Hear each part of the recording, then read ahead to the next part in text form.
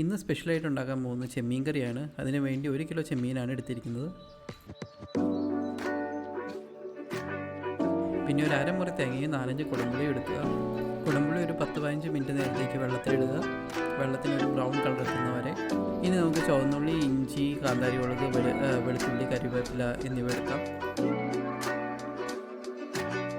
അരമുറി തേങ്ങ ഇതുപോലെ ചെറിയ പീസസായിട്ട് കട്ട് ചെയ്യുക. ഇനി നമുക്ക് വെളുത്തുള്ളി, ചുവന്നുള്ളി, ഇഞ്ചി ചതച്ച് വയ്ക്കാം. ഒരു 4 ടേബിൾ സ്പൂൺ എണ്ണ ഇനി മൺചട്ടിയിലേക്ക് ഒഴിച്ച് ചൂടാക്കുക. ചൂടായ എണ്ണയിലേക്ക് 1/2 ടേബിൾ സ്പൂൺ കടുകിടുക. കടുകെല്ലാം പൊട്ടിയതിന് ശേഷം 1/4 ടേബിൾ സ്പൂൺ ഉലുവ ഇടുക.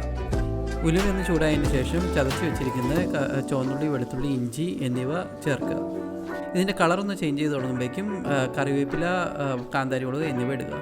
ഇനി ഒരു ലൈറ്റ് ബ്രൗൺ കളർ എത്തുന്നവരെ ഇളക്കുക. അതിനുശേഷം പിരിയൻ മുളക് പൊടി ഒരു 3 ടേബിൾ സ്പൂണും സാധാരണ മുളക് പൊടി ഒരു 1/2 ടേബിൾ സ്പൂണും ചേർക്കുക.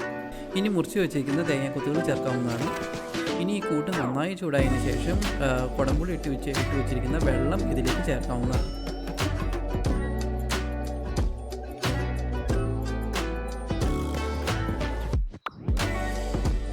ഇനി ആവശ്യത്തിന് ഉപ്പ് ചേർത്ത് കൊടുക്കുക.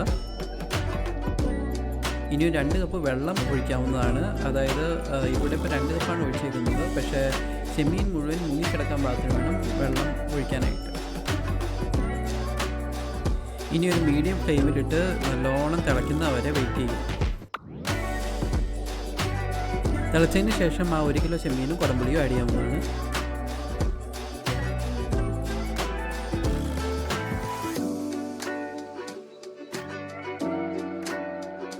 ഇനി നന്നായിട്ട് തിളയ്ക്കുന്നവരെ വെയിറ്റ് ചെയ്യുക. അത് കഴിഞ്ഞ് ഉപ്പ് പുളിയും കറക്റ്റാണോ എന്ന് നോക്കുക. ആവശ്യത്തിനുണ്ടോ എന്ന് നോക്കുക. അതിനനുസരിച്ചിട്ട് ഉപ്പ് ആഡ് ചെയ്യുക. അപ്പോൾ ഫൈനലി നമ്മുടെ ചെമ്മീൻ കറി റെഡി ആയിട്ടുണ്ട്. ഒരു ഭംഗിക്ക് നമുക്ക് കുറച്ച് കറിവേപ്പില മുകളിലേക്ക് തൂടി കൊടുക്കാം. അപ്പോൾ ഈ കറി കപ്പ പുഴുങ്ങിയത്, ചക്ക വേവിച്ചത്, ചോറ്, ഇടിയപ്പം, ചപ്പാത്തി എന്നിവയ്ക്കൊക്കെ സൂപ്പറാണ്. ഈ കറി വെച്ചിട്ട് നമ്മളൊരു സ്പെഷ്യൽ ബട്ട് കോമൺ ഒരു ഡിഷ് ട്രൈ ചെയ്യുന്നുണ്ട്. അത് നാളെ നമ്മൾ ഇടുന്നതായിരിക്കും വീഡിയോയിൽ.